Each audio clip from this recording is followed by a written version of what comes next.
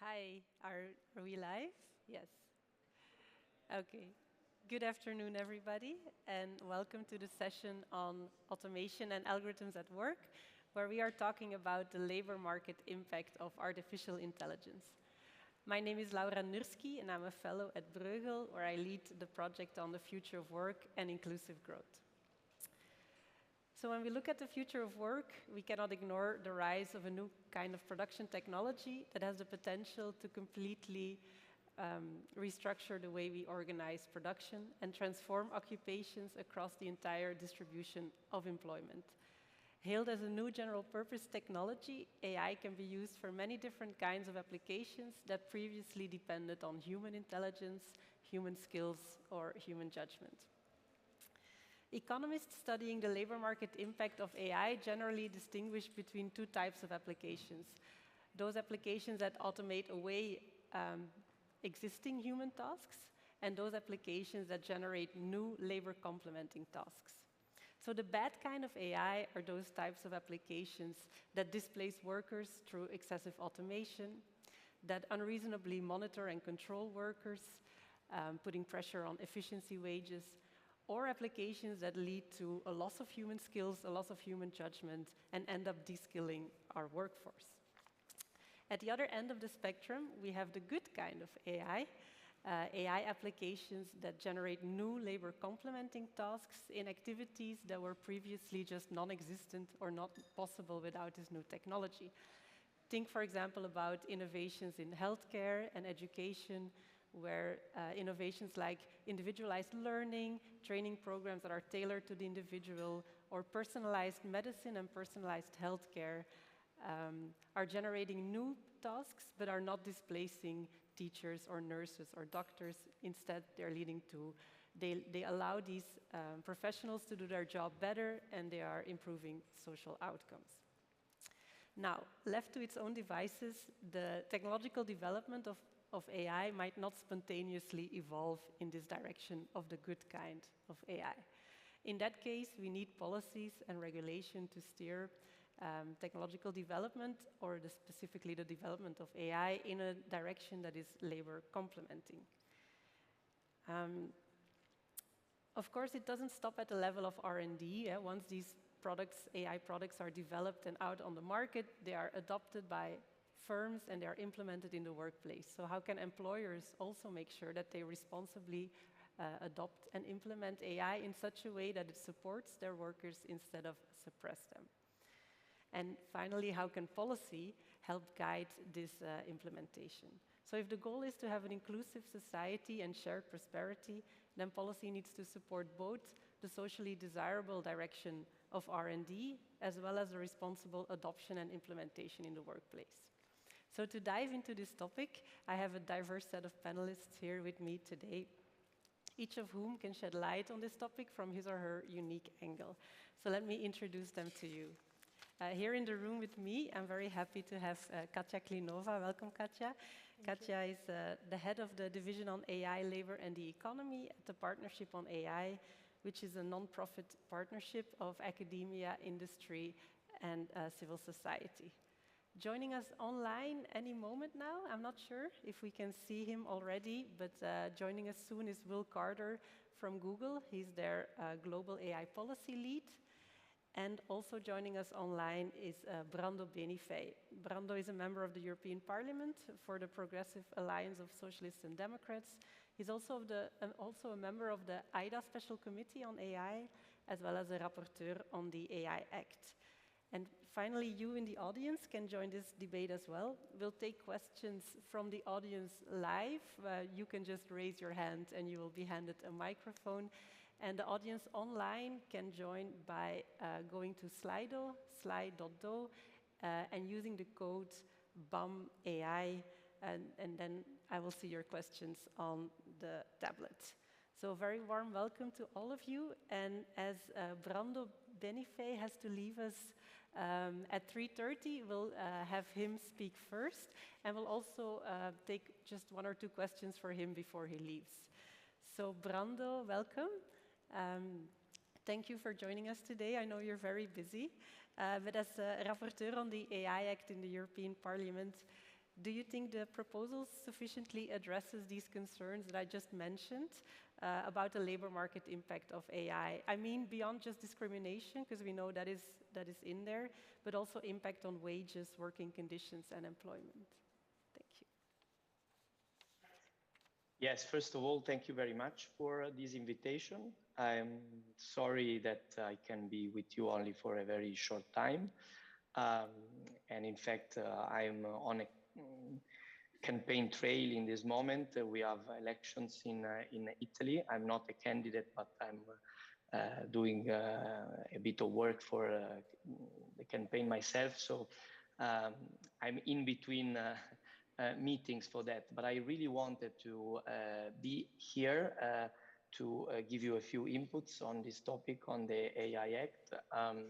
I think the point that you are focusing on today is very important to the extent that the AIDA committee has discussed a lot and finally approved in its final report, so the special committee on AI, that a specific legislative piece on impact of AI on workplace should be proposed, because it's a fact that the AI Act can impact on these issues only to some extent because of the legal base, because it's a single market legislation. So there is also this request coming from the Parliament of a further specific legislative act on that. For example, there will be for sure about the liability, because the issue of liability is not very much completed in the AI Act, and so also the issues of impact on employment.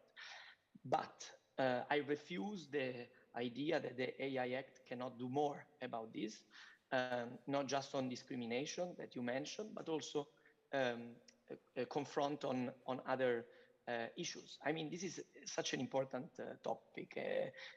In these weeks, we have read many stories also on more and more workers all over the world. I've read a report of the New York Times on this, that employees that were forced to install software that monitored the productivity to the extent of having to move their mouse every so often to show that they are working even when they are talking to a colleague or taking a note on paper. And in other cases, we know that there are employees that if they have a day of remote working, they need to accept to be monitored. And the involvement of social partners is very limited. I mean, US, Europe have different situations, different legal frameworks to protect workers. But clearly, there is already a widespread use of AI that needs to be monitored, about productivity, about the HR departments to evaluate employees, to select CVs.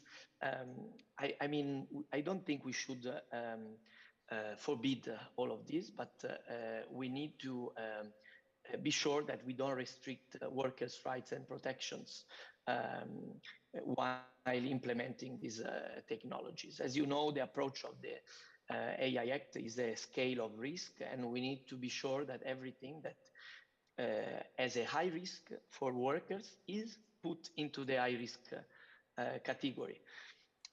In the text published by the Commission, the reference to workers is limited to recital 36, where it speaks of the risk of discrimination of workers on the basis of gender, race, age, race, sexual preference, amplifying biases potentially already present in companies.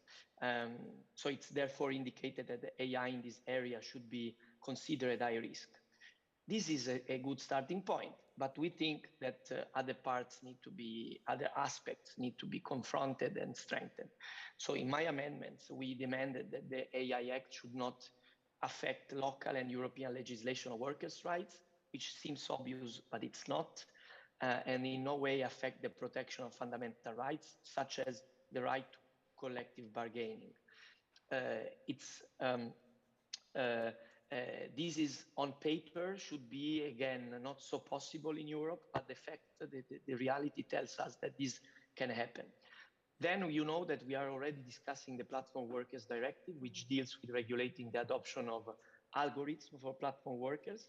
But in our opinion, the Commission should not exclude a specific regulation for the use of AI in the workplace. I mentioned that earlier, and we are trying to connect the Platform Workers Directive to the provisions in the AI Act to protect collective bargaining, to protect the existing national legislation, so that we are not putting a limit with the AI Act, but a basis, a minimum protection that we, as you know, are, especially for high-risk AI, we are looking at the quality of data sets. You know that there are, for example, on the selection of employees, the use of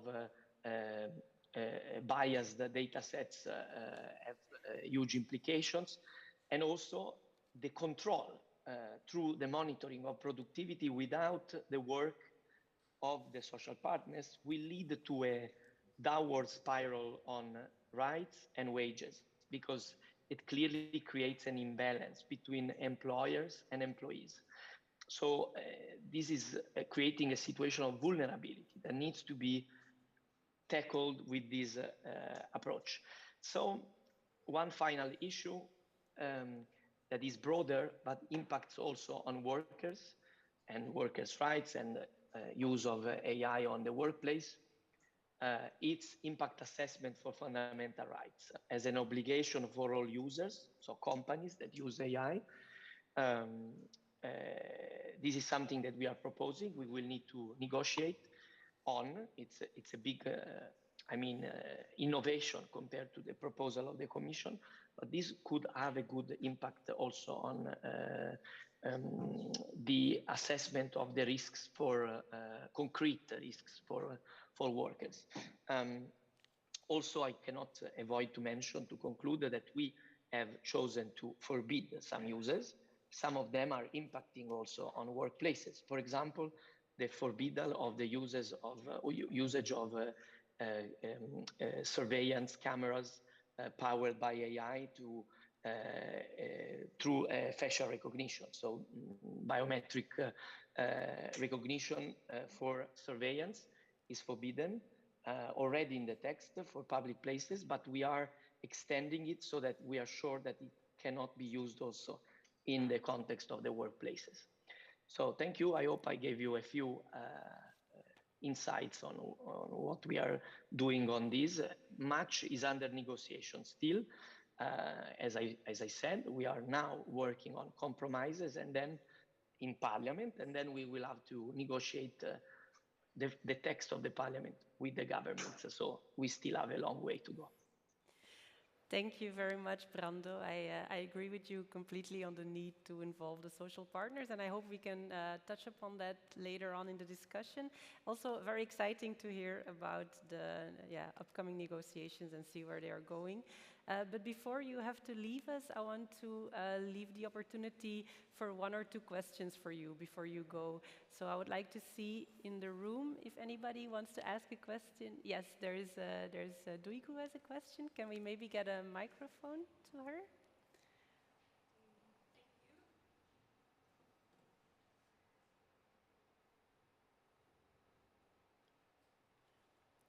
Working? Yes. Okay. Yes. Thank you. Duygu Güner, Brüchel. I have a quick question on something you mentioned. You were mentioning that the need for a special legislation on the impact of an AI on labor markets. And there I have a bit of concern because we know the technologies we use are changing very drastically and in ways we cannot really foresee. So it is very exponentially changing the way we use technology in our lives. And I was wondering whether Europe is in general very agile and quick when responding to crises like COVID or energy prices, but this is a more continuous process. So it's not a one-time shock that we will just respond, but something that needs to be responded on a continuous basis. So I was wondering whether this is really something the European institutions can do, have the capacity for.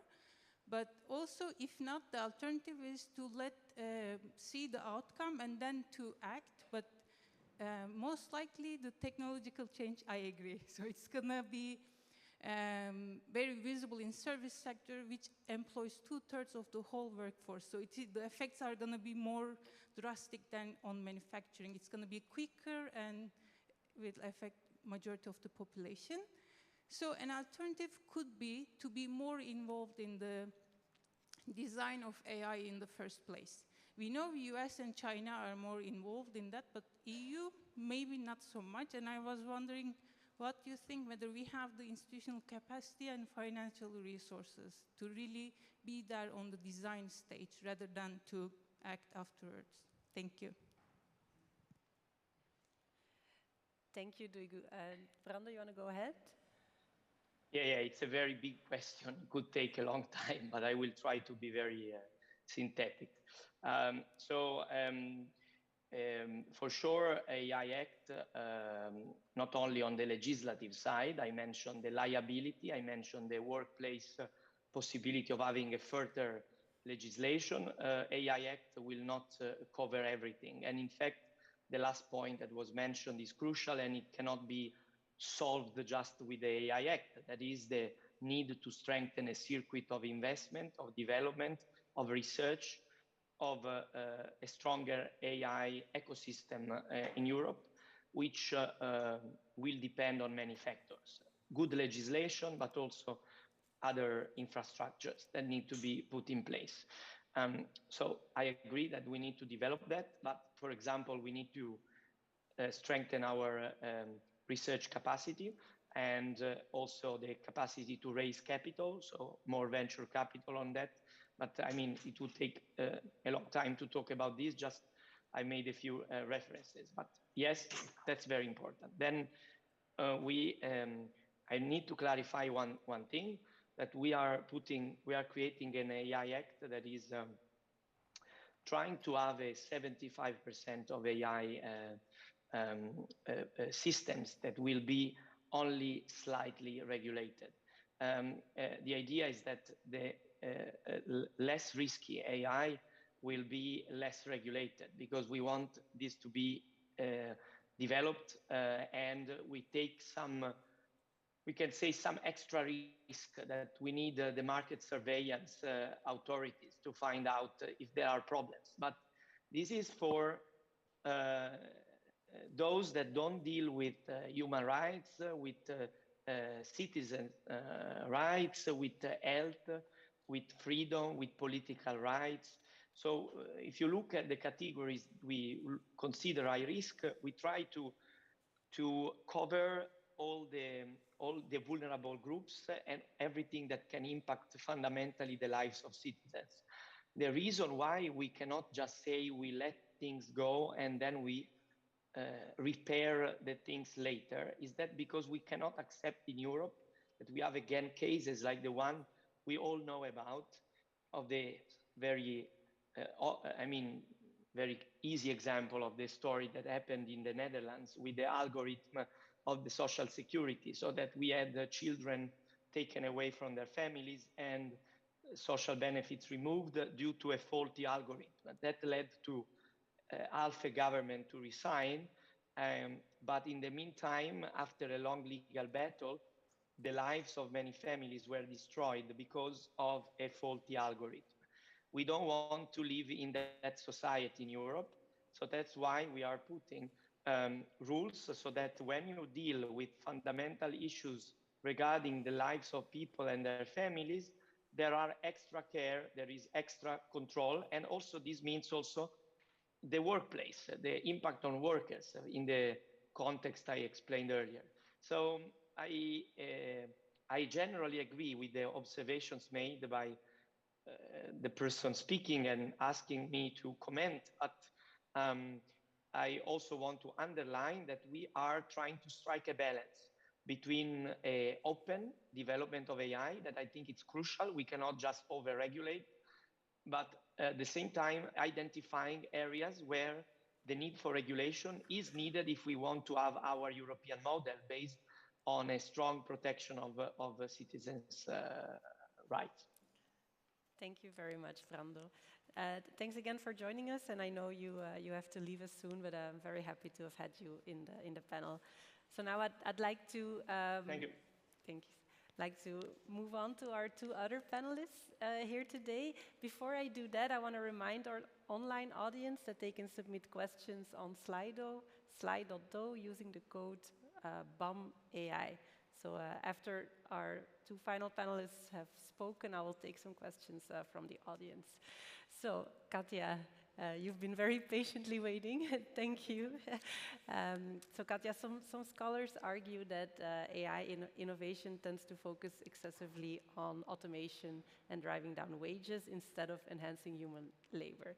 So, in your work, you focus on designing mechanisms for steering AI progress in such a labor complementing direction. So, can you please enlighten us a bit? How exactly should policy do that and steer AI towards an inclusive economic future? Laura, thank you so much for posing this question, and thanks to everyone who is joining us to discuss it. I actually think it doesn't get nearly the attention it deserves. And you would think, well, but isn't future of work topic really top of mind at many conferences, many panels?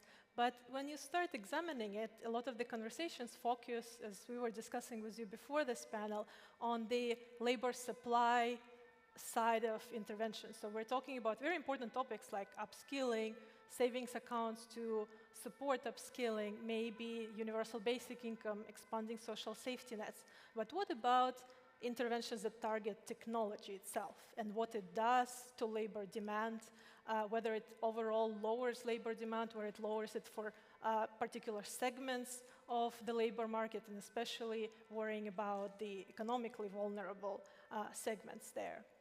So this is what I want to talk to you all about, and this is what I mean by steering AI towards this more inclusive economic growth, towards shared prosperity. And we should distinguish two types of steering. The proactive steering, the type we do, for example, when we decide as society that we want to be guiding our, for example, energy technology choices towards greener options and not fossil fuels. And we know that the market is not going to do that for us sort of automatically, even though we, of course, should try to deploy as many market mechanisms on that as well. So that's a proactive side. But there is, and the proactive side when it comes to AI, by and large, is not happening yet, at least not until the AI Act comes into force, assuming that there will be changes to it around that, which I was really heartened to hear Brando talk about. But then the passive steering of AI has been happening for a while, and it's happening mostly under the radar, which is not a very good thing because we're not really tracking its impact. And here what I mean is policies which we normally do not talk about when we talk about AI, that set incentives for the technology developers as they enter the market. And that's number one policy there would be tax policy and the ratio of tax rates to labor versus capital. And it's especially relevant in the US context, but really across the OECD, we're taxing labor much more heavily than capital. And so even with some lousy robots that are a lot less productive than humans, it might be still profitable to invest in automation when you take taxes into account. Another really relevant policy here is immigration policy. Very restrictive immigration policy is going to encourage more automation, potentially excessive automation. And there are some few others which we can come back to because there is really a lot to unpack in this passive setting up incentives that innovators face.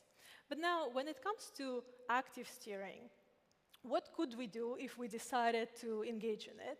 And we keep hearing about the creating technology that complements workers as opposed to displaces them. And this is a very intuitive suggestion that completely makes sense. A worker who is complemented with technology would be more productive, more valuable to the labor market, all else equal, is paid better.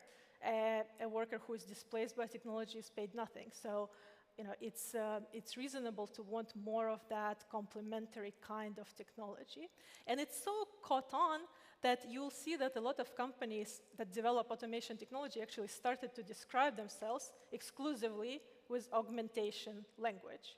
And they can do that because actually in practice, it's very often really hard to tell apart which technologies complement labor, which technologies displace it. And when you are seeing someone or hearing someone pitch to you a technology that helps assist workers really augmenting, you should be asking whose labor is it augmenting and for how long? Because very often, the same technology might be augmenting labor of, for example, higher paid workers, managers, and displacing labor of lower paid workers, their executive assistants at the same time. Or a technology that genuinely assists workers, helps them by, for example, monitoring their every move, every click, and suggesting them the right tips at the right time, is gathering data to automate their labor more fully tomorrow. So this is an augmentation for how long till it becomes automation. And then to complicate it just a little bit more, if that's not yet enough, we of course wouldn't want with policy measures to just blanket discourage all kinds of automation and blanket encourage all kinds of augmentation, because not every augmentation is necessarily desirable. Laura was already talking about the kinds that enable total and complete surveillance and really the shift of power in the workplace away from workers, kind of digitizing all of their know-how into models that they don't hold any IP for. But also similarly, not all kinds of automation is to be discouraged. Automation very well might be raising productivity, might be making it cheaper to produce goods and services, but the question is, do these cost savings propagate, get passed on to consumers as lower prices, or do they get concentrated as higher profits for a few monopolists, right? So the point I'm driving towards is when we are looking at which applications of AI are desirable and should be encouraged, or not so desirable should be discouraged with policy levers, we need to be thinking not just about direct effects, but also indirect effects, this overall, in economics speak, equilibrium effects. So not just on the target segment of workers, but also on other segments, not only now, but also tomorrow, potentially, to the extent that we can. And we need to learn to anticipate these total effects, which is, if it seems like a daunting task to you, if it sounds like a daunting task, it is. But we've been doing this in other contexts already. For example, we don't get satisfied if an organization tells us that they're doing their absolute best to be environmentally friendly. We don't get settled on that. We really try to measure environmental footprint, even though it's pretty hard. So here, it's a pretty similar problem in this sense. It is hard to measure labor market impact, but in order to inform steering and make it happen with our eyes open, we need to start learning how to do that. We've been working on this at the Partnership on AI under the guidance of a multidisciplinary steering committee, but of course, we cannot succeed alone, especially at getting these measurement adopted industry-wise, and this is where policy encouragement is really, really important. So let me stop here for now. Thank you so much, Katja, for your enlightening comments. I'm going to remember that it's hard to measure labor market impact, but that doesn't mean that we shouldn't be trying to learn how to do it.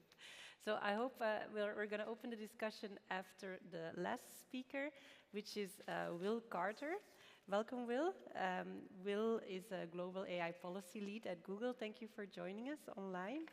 So Will, if I may ask you, as Google's global AI policy lead, you lead Google's internal policies on responsible AI.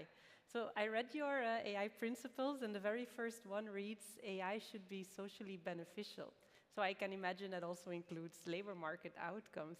So I was wondering if I could ask you, how does Google exactly define socially beneficial?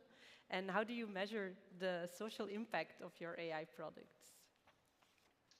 It's a great question, and thank you so much for having me today. I think when we think about the role of the AI principles in responsible AI and more generally in labor market impacts, I think it's not only about being socially beneficial, but also about our AI principle of AI being accountable to people. So how do AI systems interact with people, whether in the workplace or in other parts of their lives? What are the impacts of AI on those individuals? And how do we think about the overall role that AI, automated or not, plays in society as a whole? I think there are a couple of pieces to this, and really, in many ways, I think it actually intersects with the broader conversation about responsible AI. When we think about an issue like transparency or bias, these are very much things that influence the impact that an AI system will have in the workplace, but also it impacts the role that a human has in working with that AI system. A human has to know that the system that they're interacting with is resilient, is reliable, will make decisions that they can trust and count on. They have to understand how it works. They have to understand what it does well and what it doesn't do well. They have to understand what their role is in interacting with the system and how to get the best outcomes for them, for their customers, for their users. And really, that comes down to a lot of design choices that go into your AI system. And so that's really where I think it also intersects with that principle of being accountable to people. It's what is the information that we need as the designers of an AI system to understand how it's going to be used, how it fits into a workplace where there are a wide variety of tasks being performed by a wide variety of different workers.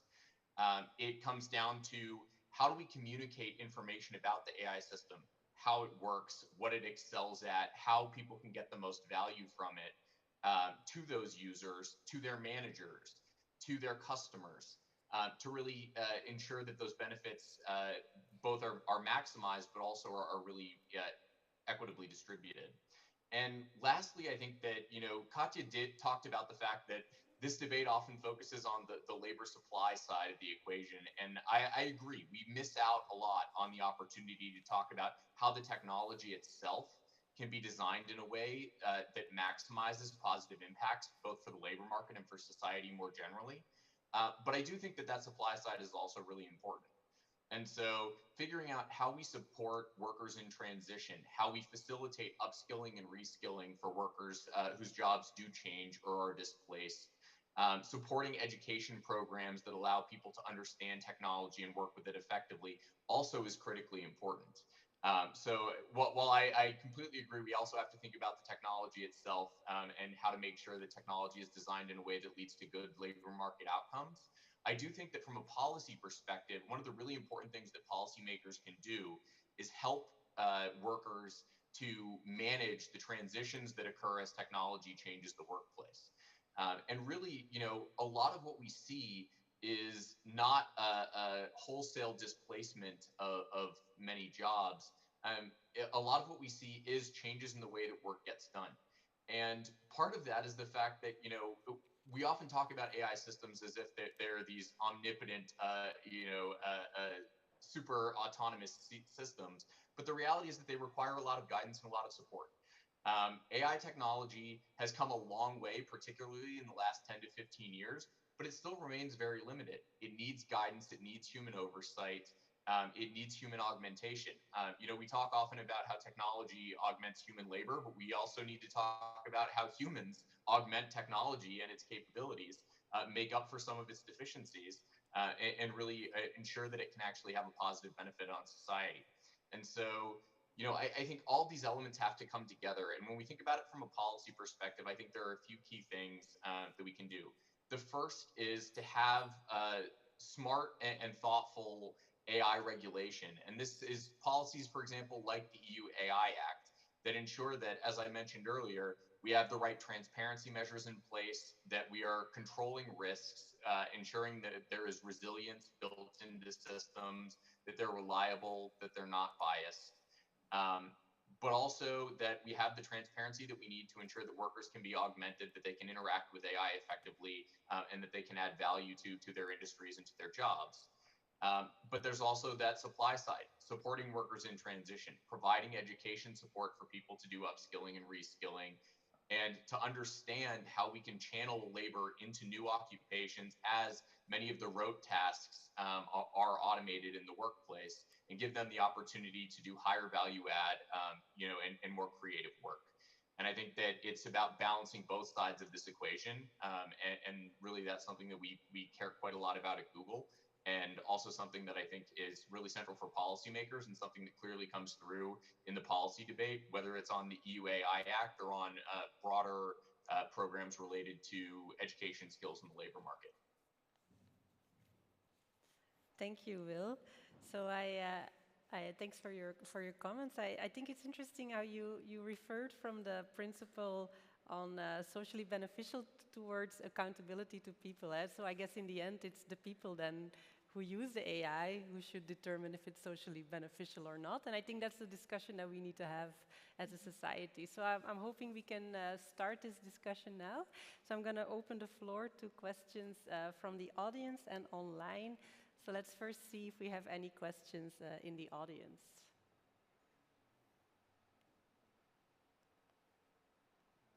Also, my iPad is not working. Alma, can you see if it's... Is there any questions in the audience for Will or Katja? Yes, David. Yeah, it's working. Hi, I'm David, and I had the pleasure to meet some of our panelists, either online or face-to-face.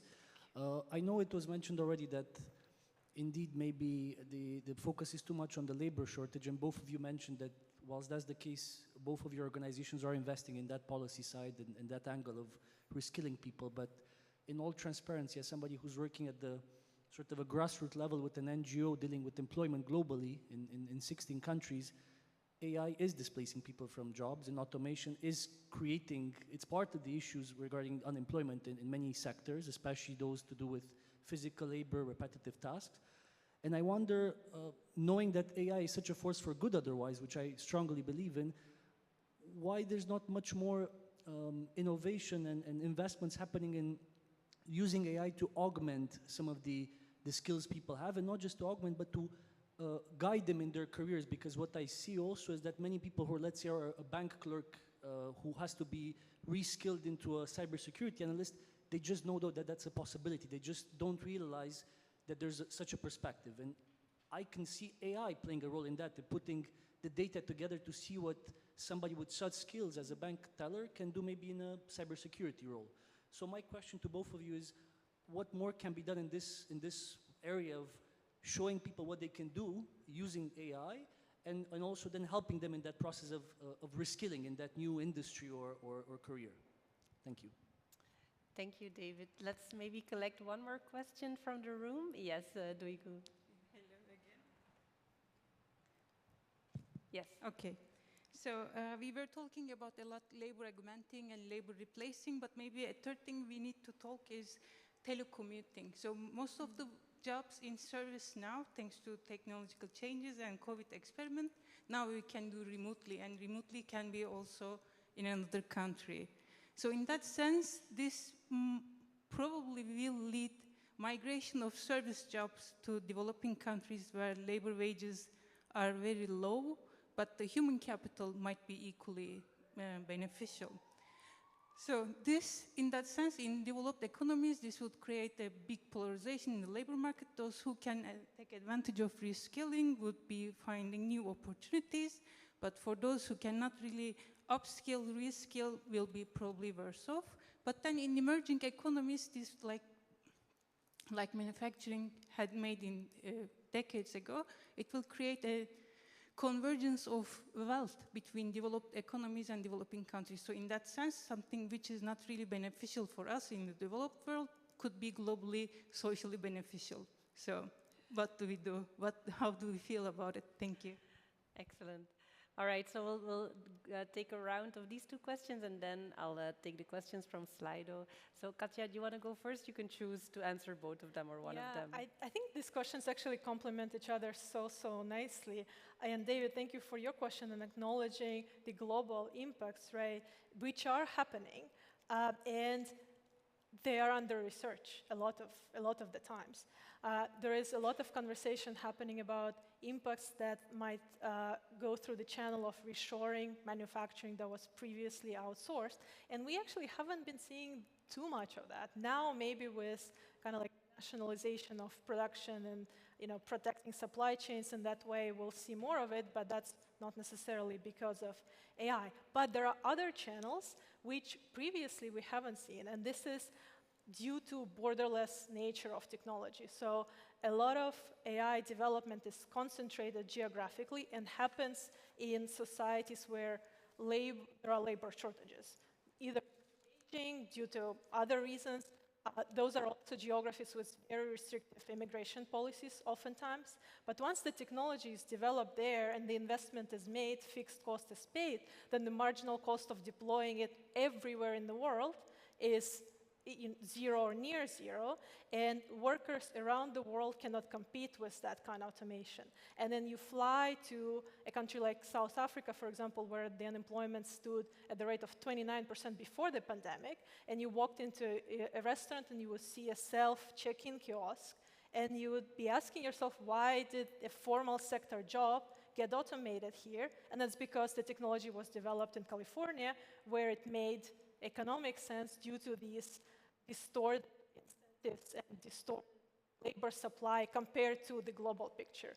So we need to be thinking, and to your question of like, why is this happening and why more of augmenting technology doesn't get developed? Because the incentives very much are on the side of this automation now in the countries which overwhelmingly, which dominate AI production. So a call to policymakers in those geographies to put on a global hat and think about the displacement that can happen outside of their borders, which can still come back home as political issues when people start migrating, seeking economic opportunity because it just got so dire at home. And then how do we encourage more of innovation that would help in the education sector? And the education sector, actually, this perfect application where augmentation could be possible, because there's a scarcity of teachers, professors all over the world. There is a scarcity of ability to teach students at the right level, where they are, and help them in a personalized way with exactly what they're experiencing difficulty with, to guide them to what's the most proximate career transition. But again, public sector investment into this would be really helpful. And some of it could probably happen naturally as we start to correct some of the false scarcities that we created, incentives to economize on, like labor in the world. That's not a real scarcity right now globally. And then innovation is going to start being channeled into real scarcities around healthcare, education, green technology, and that's my hope. And then moving on to the question of telecommuting, this is actually in some sense just like a chance, to bring opportunity globally, and which I believe would be in the best interest of everyone. Also, domestic, populations within the rich countries as well, because more stable, economically inclusive global world would support this prosperity and stability for everyone. You're right, though, that it might still be polarizing in the emerging economies, depending on who has access to these jobs and who doesn't have access. But we need to be encouraging that, I think, as much as we can, this expansion, and seeing how these jobs transitions can be made so more people get access to these telecommuting jobs in the service industries. Thank you, Katja. Will, would you like to respond to any of these questions that were raised? Yes, thank you. And first off, I'll say I completely agree with Katja on the points that she raised.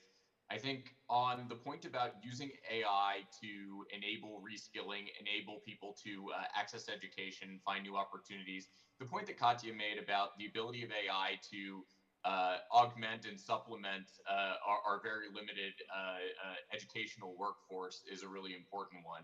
And particularly that opportunity for AI to help to provide personalized experiences, to meet people where they are in their education and their need for education is really important. But I think that there's another piece to this as well, which is we have an opportunity to use technology to also lower barriers to entry into new jobs and new fields, to figure out how do we actually make it easier for workers to move into a new job, create an interface that makes sense to them, help to automate some of the basic processes and rote processes that are part of the job so that they can come in and bring their creativity and critical thinking to bear without necessarily having to overcome significant skills gaps in some of those basic tasks that make up part of the job. And so to me, there's these two pieces of how do we use technology to make jobs easier for people to understand, allow them to focus on those really kind of high value add and more transferable skills like critical thinking, like creativity, and bring those into the job and the task. As well as to use AI technologies to help them to educate, to learn new things, to learn new skills, to build those critical thinking abilities, to build that creativity through education. On the point about the international impact, I agree with Katya. I think that there is this risk of uneven distribution of those the benefits of telecommuting jobs and remote work around the world. I think not only is there the question of how will it impact workers in the developing world and their ability to access these jobs that are being created, but also what's the impact on workers in developed economies whose jobs are being sent overseas to workers who are able to provide the same service at lower cost. But at the end of the day, I agree with Katya. I think it's a trend that we're not likely to see go away. And it's one that I think long-term will lead to more opportunity and more equity among workers around the world. But it's about managing that transition and making sure that that we're distributing the benefits of these changes equitably and in a way that's beneficial to everyone. And that comes down to a lot of things, the classics, trade and tax policy, for example, as well as education and skills, access to infrastructure to facilitate remote work, and things like that. And so really there's, I think, quite a lot of a broad base of policy work that needs to be done that not only touches on technology and technology policy, but really on much broader questions of trade policy, infrastructure policy, et cetera. So. Great, thank you both. So we agree that we need a global approach to AI to manage the distributional impact of this transition. I'm going to take a few questions from our online audience. There's two that are quite complementary by Mia and Tom. So they are asking about ex-post and ex-ante impact. So Mia asks, harm for workers may only manifest after an AI system is implemented. What mechanisms are in place or envisaged that enable workers to contest AI systems ex-post? Well, Tom kind of asks the opposite question. He asks, many examples are raised of how policies can help the negative impact of AI ex-post through reskilling. What are some examples of what Google does ex-ante in design? Katya, do you want to talk about this trade-off between ex-ante and ex-post? Yeah, to Mia's question, and I'll defer to Will to tackle Tom's question. But to Mia's question, I think she is right to point out that sometimes exposed there is not very much at the moment that workers can do, and we should be creating mechanisms for them to be able to do more. And through union negotiations, through being able to revisit some of these technological decisions, and actually to the point of ex-ante, bringing workers into the decision tables when decisions around which technologies to bring in and how are made. And there's actually a lot of economic value to be unlocked through that process for the firm as well, because workers are the primary experts on their jobs, on where their jobs are difficult, slow them down unnecessarily, could be made more efficient. And if workers are not brought into these conversations, all of these opportunities can be missed out on. But yeah, indeed, as of right now, the situation is not very good in terms of what can be done ex post once that system is already in place and the company paid the money to purchase it and introduce it. Great. Will, I'm gonna ask you to answer Tom's question about what Google does ex ante in design, and actually there's another question for you, so I'm gonna group that together. Sophia asks William, coming from a US-based reality, how do you see the role of the EU in AI legislation as a global leader or a creator of hurdles or somewhere in between? All right, so I'll start off with the first two questions and then get to the third in just a moment. I think first off, I do think I agree with Katya that there are limited opportunities for workers to provide feedback and to contest AI systems ex post within their workplace. But I do think that there are things that you can do in technology design that enable you to gather feedback, to flag potential issues that are identified with the performance of the AI system, to more effectively manage risk throughout the life cycle of an AI system, and to do continuous and ongoing monitoring so that you can actually proactively identify when the system is not performing as intended or when it's having bad interactions with users, and you can actually make changes to address that in the design of the system.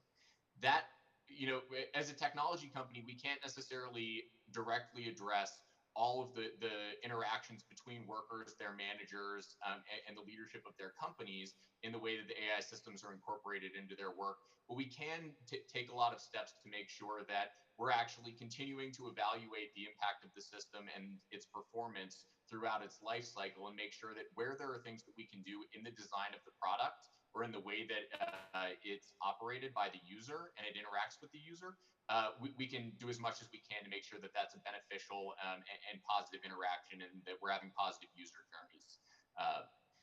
But all of that said, as Katya mentioned, there is a lot more that happens outside of the realm of the technology itself that I do think there's a really important role for policymakers to play in figuring out how workers interact with their businesses, with their managers, with their leadership around decisions around how AI is incorporated into the workplace. At the same time, we talked about ex post. Ex ante, it's also really important to make sure you understand how a system is intended to be used, how workers will interact with it, what workers want from a technology that could be incorporated into their workplace. And there's a couple of pieces to this. The one really important piece is, one of Google's core beliefs is it's really important to understand your users, understand their desires, understand the way that they want to interact with technology, and incorporate that into design. And a big part of that is making sure that you have inclusive design practices that allow you to interact directly with the communities that you're trying to serve, to gather their input and their feedback as you go through the design process, both as you think about how you scope the problem that you're trying to solve, as well as what are the actual specific features of the product that you're designing in order to solve that problem. The workplace is no different from many other contexts in which our users interact with Google products. We need to understand what workers want, what managers want, how we design technology that meets both of their needs, and also make sure that we're doing it in a way that's going to lead to positive experiences both for those workers and for their managers, as well as for their customers and their users, and really amplifies the work that they're doing, improves their own products and their own services. And so to me, inclusive design is really one of the key elements of this, and making sure that you have that communication and you have that input and that buy-in up front, and that's critical. On the third question on the role of the EU, in some ways, that's a question that we don't have an answer to yet. The AI Act is not finalized. The liability directive is not finalized. There are some elements like DSA and DMA that are now in place, and that I do think raise some significant challenges for companies around the world. But I think that, to me, there's a real opportunity for Europe to blaze a path forward for responsible and thoughtful AI policy, and help us to shape it in a positive direction. And, I see that reflected in the Commission's draft of the AI Act, which really does try to balance the need for innovation with the desire to manage risk. It takes a risk-based approach. It's proportional. It's very thoughtful about making sure that actual mitigations can be tailored effectively to manage risk in a way that actually is beneficial, rather than having really broad blanket requirements that are not necessarily appropriate to all contexts and all technologies. It considers the intersection of use case, technology, and application in both evaluating risk and understanding how to mitigate that risk. And I think that that's really important. But a lot still remains to be figured out. I think the truth is the AI Act could end up being a really powerful force for normalizing responsible practices across the AI industry and really managing risk effectively, or it could end up creating a lot of friction, adding a lot of cost, and being an impediment to innovation. But I'm really hopeful, and I think that in my conversations with policymakers in the EU and in EU member states, they really understand this important tension, and their goal really is to get to a place where they are normalizing those responsible practices, but also enabling innovation and competitiveness. Thank you, Will. So we have a few, I guess we have a few more minutes left because we started a few minutes late. So I see there's one question here in the audience. Yes, Scott. Hello, Scott Marcus, Bruegel. So actually I had a couple of bits. I wanted to touch a bit about social partners, trade unions. This was a topic that MEP Benefit touched on, and also Katja in one of her remarks. I also wanted to come back to this question of polarization. Now, in a lot of these, there are different themes that are kind of intertwined. Artificial intelligence, gig work, and work from home are all emerging trends, and they're not the same, but they kind of have some crossovers between them. On this issue of social partners or trade unions, clearly trade unions could be playing a much stronger role, one would think, in trying to protect workers from exploitative surveillance or other kinds of harm. But trade union membership has been declining in almost all developed countries for decades. And yet today we have labor shortages in the United States, in most European member states, where trade unions seem like they might be making a resurgence. My fundamental question is, what could be done to strengthen the role? As a related question, in Europe, we've had an important debate because gig workers and other self-employed usually can't unionize because for them to join forces is viewed as a violation of competition law. If they're independent entrepreneurs, it would be seen as really in restraint of trade. There's an effort to deal with that through a proposed directive for gig workers, but it seems to me that it's in principle a broader question. It really relates to all self-employed in principle. Plus you have the additional question, are workers properly classified as self-employed in the first place? So again, sort of a cluster of questions here that relate to how do we make trade unions, social partners more effective in their defense against abusive practices? I wanted to also come back to the point that Du raised earlier about polarization, but here not so much polarization between countries, but rather within them. For work from home, there's an emerging body of survey research that would tend to show, first there's the risk that work from home tends to amplify superstar effects, thus increasing polarization among workers. Clearly, work from home benefits most those that have well-developed skills to do work from home, computer skills, ICT skills. But there's also impact based on either sexuality or gender. The survey results suggest that while women have, in many cases, benefited from the ability to work from home where they might not have been able to before, that those with caregiving responsibilities were very much disadvantaged, especially during the early days of the pandemic where they often had school-aged children at home. But many of these effects, I think, cut across several of these different categories. And so a question I'd toss out is really what more can be done there. Finally, one very quick observation.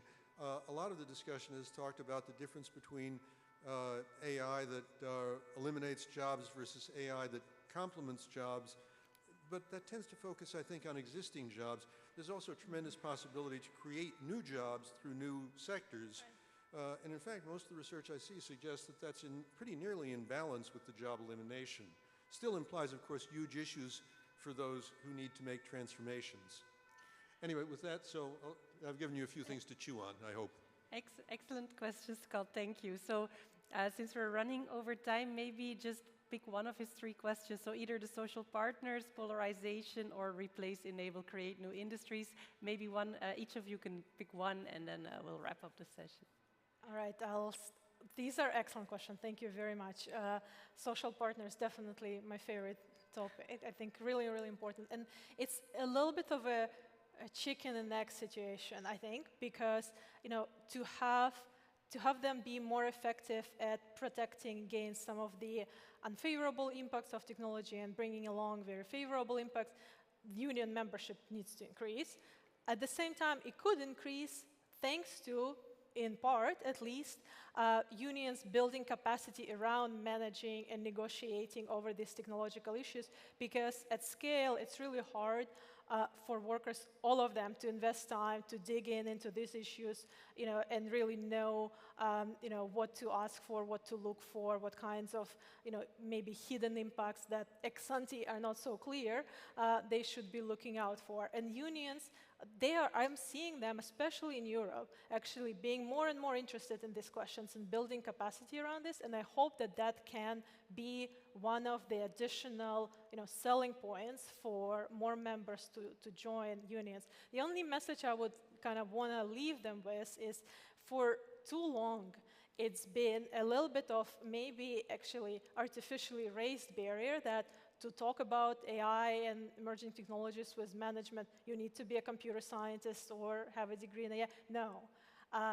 As unions, you're experts in workers and their interest in what makes their jobs better or worse, and that voice is very much needed in the conversation about both designing of AI, which Will was talking about, and this worker-centric design, and decisions around how to deploy it for what, and what safeguards to introduce. So some of these, undesirable impacts, especially around surveillance, do not take place.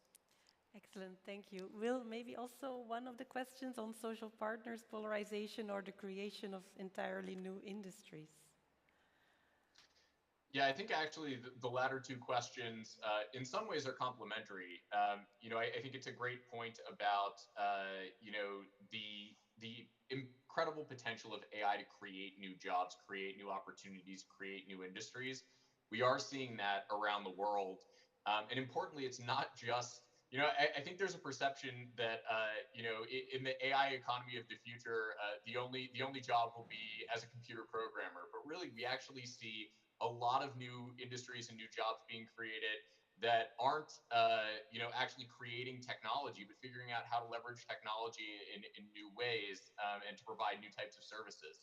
And so, to me, it really comes down at the end of the day to the critical thinking and the creativity that humans bring to the table, that is really difficult, if not impossible, to automate away or replace with technology. I think long term, that's where the opportunity is going to be for people. And that's where I think, at the end of the day, in addition to technology education and technology literacy, which is really important, but should be focused more on giving people the skills and understanding to actually interact with technology effectively, more so than to necessarily create technology. But it's also about making sure that we continue to invest in the liberal arts, continue to invest in those creativity building, critical thinking oriented approaches to education, to skill creation, because that's going to be the long-term human value add. And that's where we see a lot of new opportunities being created. But to the point about the impact of remote work, and particularly the impact on the way people work, and the polarization, even, for example, between caregivers and non-caregivers and remote work, I think this also gets to an opportunity for technology. How can we develop technologies that help people to balance their responsibilities at home and at work, particularly when they're working at home? How do we give people opportunities through technology to have their kids both have really rich interactions with technology, gain new skills and opportunities while they're being educated from home and while they're at home with their parents? But also, how do we figure out how to use technology to enable those parents to effectively engage with their kids and take care of them while also being productive at work and having the time and the focus to do that? You know, technology, I think, has the potential to help us to address some of these problems and to bridge some of these gaps. And so to me, it comes down to how do we start to think about these problems from a technology design perspective? How do we bring this to an engineer and say, what comes to your mind when you think about a product that could help to address these challenges, and how do we start to get that thinking pushed forward so that workers who are trying to balance these competing responsibilities, that have different levels of access to these jobs, to remote work, how do we think about products that help to bridge those gaps and make sure that those opportunities are accessible to everyone?